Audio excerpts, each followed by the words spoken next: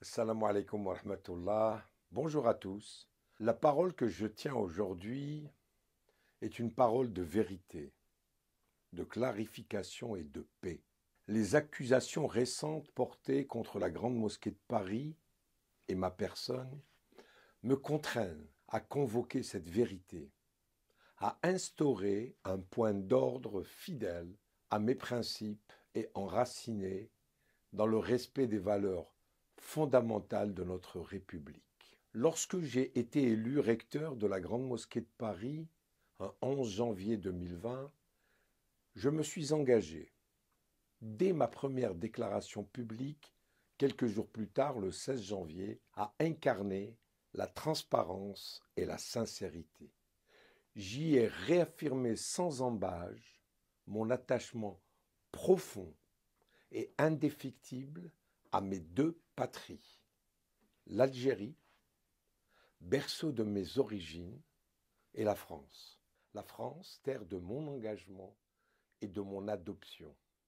Cette double appartenance, loin d'être une contradiction ou une posture, est l'essence même de mon identité. Elle témoigne, cette identité, d'un parcours unique, forgé par l'histoire et nourri de valeurs universelles transcendant les frontières.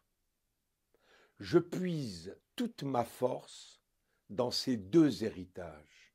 D'un côté, la sagesse de l'émir Abdelkader, figure lumineuse de l'islam, artisan du dialogue et défenseur des chrétiens d'Orient. Et de l'autre, l'esprit des Lumières françaises, incarné à la fois par Voltaire et Rousseau, qui m'ont appris à chérir la raison et la liberté. Ces filiations, loin de se heurter, au contraire, s'entrelacent pour dessiner en moi une vision du monde où la diversité n'est pas un fardeau, bien au contraire, une richesse précieuse.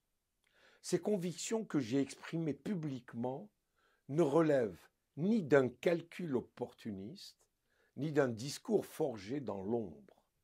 Elles sont le reflet authentique de mon être et la boussole qui oriente mes actions. Jamais, au grand jamais, je n'ai dissimulé l'intensité de mes attachements, ni la force de ces filiations culturelles et spirituelles. Bien au contraire, j'ai toujours cherché à les mettre au service d'une noble ambition, renforcer les ponts entre la France et l'Algérie, deux nations liées par des destins croisés, appelées à écrire ensemble une histoire de compréhension et de respect mutuel. Les grandes figures de la double appartenance, comme je citerai Charles Aznavour pour l'Arménie ou Amin Malouf de l'Académie française pour le Liban, incarnent la puissance de ces passerelles humaines.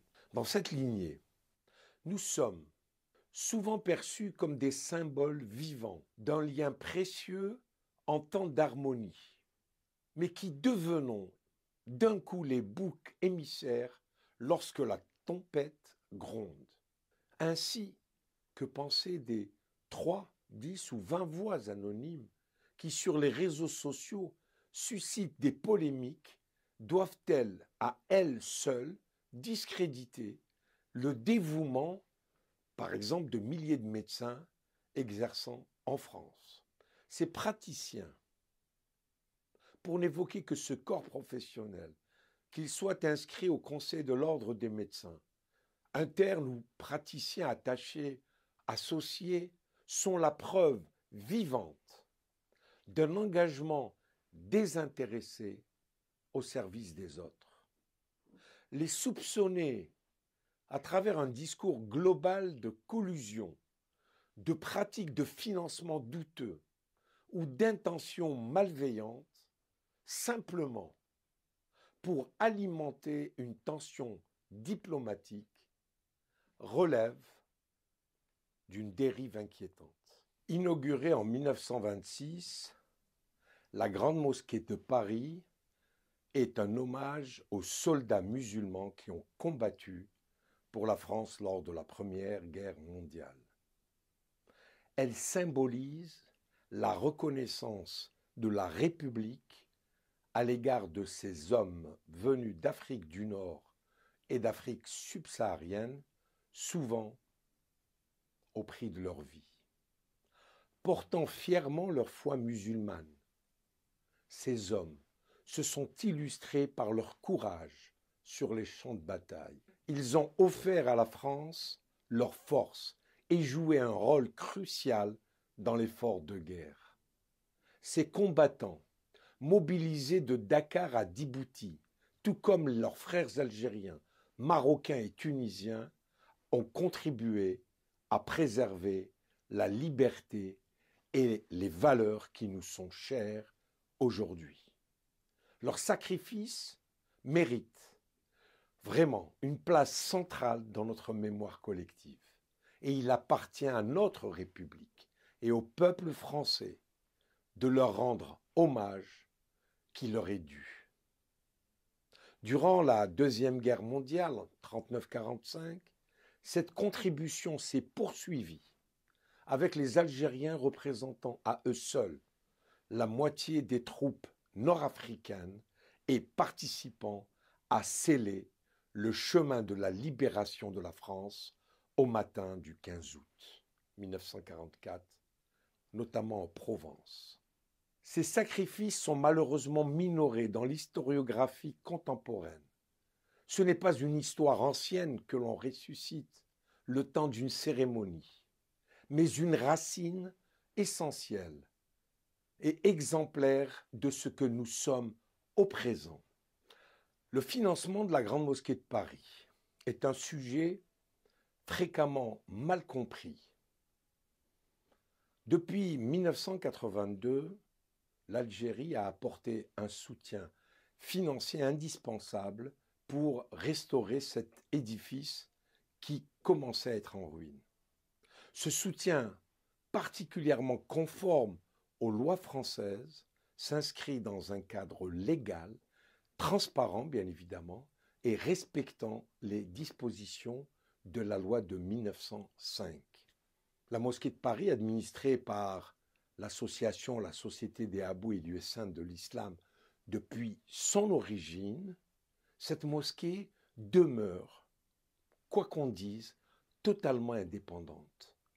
Son lien religieux et culturel avec l'Algérie, qui s'accompagne de relations importantes avec beaucoup d'autres pays du monde musulman, favorise tout simplement sa mission en France. Et quelle est cette mission? C'est de servir la communauté musulmane dans son ensemble et dans sa diversité, tout en incarnant les valeurs humanistes de la société française. La Grande Mosquée de Paris n'a jamais été un lieu d'ombre ou de duplicité, je l'affirme. La Mosquée de Paris joue un rôle central dans la lutte contre le fanatisme et l'obscurantisme, dans la défense des principes républicains et dans la coexistence de toutes les composantes religieuses ou non de la France. S'attaquer aujourd'hui à son image, c'est s'en prendre à un symbole vivant de la mémoire collective, de concorde et de fraternité. Dans cette ère où règne la désinformation, je ne céderai ni aux calomnies, ni aux provocations.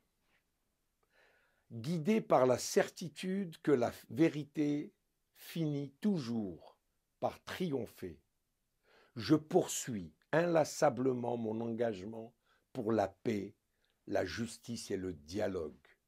Je revendique avec fierté mon rôle au service de la concorde entre deux patries, la France et l'Algérie que j'aime profondément.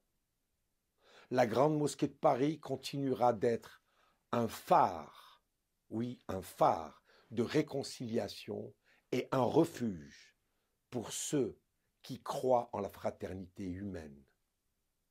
Avec humilité et détermination, je resterai toujours fidèle à ma mission, bâtir des ponts, apaiser les tensions et œuvrer pour un avenir où la lumière de la vérité dissipera les ténèbres de l'injustice. Je vous remercie. Salam alaikum. À bientôt.